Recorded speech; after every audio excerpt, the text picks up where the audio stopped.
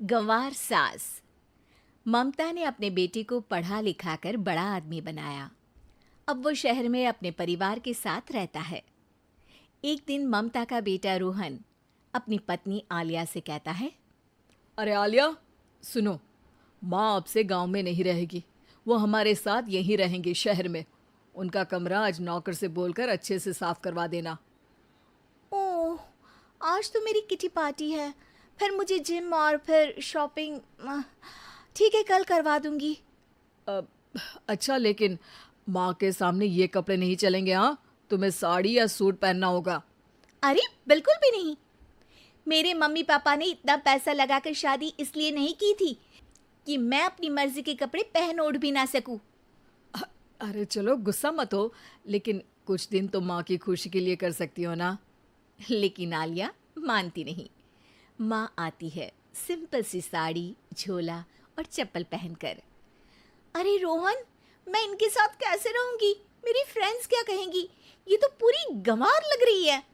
आलिया, माँ गांव में रहती थी इसलिए ऐसी हैं। तुम आज ही माँ के साथ जाकर उनकी पसंद की शॉपिंग करवा देना। इनके साथ घर के अंदर रहना मुश्किल है, बाहर तो मैं कभी भी ना जाऊं। रोहन को आलिया पर गुस्सा आ जाता है। माँ, ओ माँ। हाँ बेटा। वो माँ को ले जाने के लिए उनका हाथ पकड़ता है कि अरे माँ, तेरे हाथ अभी तक इतने कड़े हैं, तूने इसका कोई इलाज नहीं किया? अरे बेटा, इसका कोई इलाज नहीं। वैसे भी मुझे कोई शर्म नहीं कि मेरे हाथ मुलायम नहीं है, क्योंकि इन्हीं हाथों से मेहनत कर मैंने तुझे बनाया है बेटा। अगले दिन। माँ, मैं ऑफिस जा रहा हूँ। कुछ लाना हो तो आलिया को बोलकर फ़ोन करवा देना। रोहन के जाने के बाद,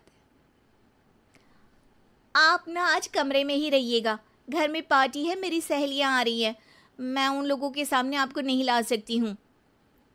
ठीक है बहू, लेकिन तुम कहो तो मैं कुछ खाने को बना दूँ तुम लोगों की पार्टी के लिए। वो लोग सिर्फ कॉन्टिनेंटल या थाई फूड ही खाते हैं। कोई बात नहीं, कभी इंडियन खिलाने वाला कोई मिला नहीं होगा ना। मैं बनाकर कमरे में चली जाऊंगी। जैसे आपकी मर्जी। आलिया के घर उसकी दोस्त आती हैं, पार्टी होती है।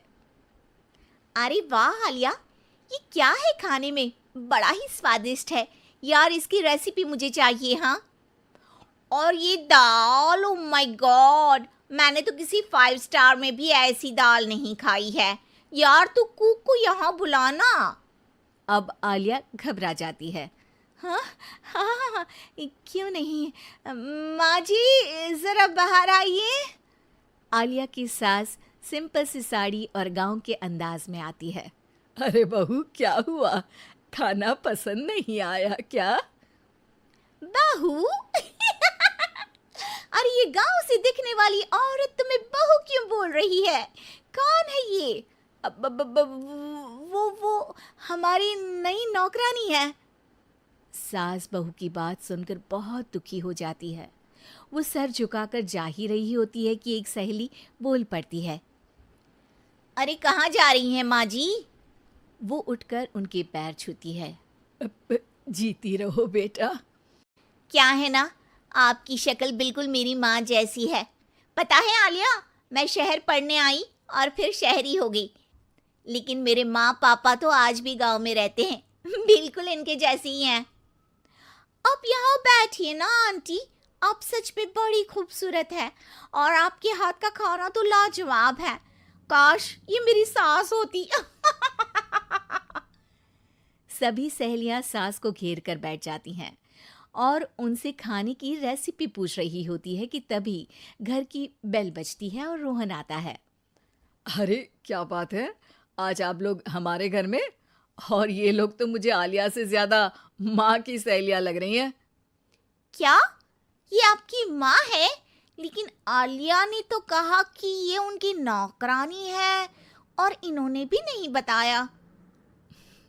वो नहीं बताएंगी, क्योंकि उनके लिए बच्चों की इज्जत और उनकी खुशी सबसे पहले है।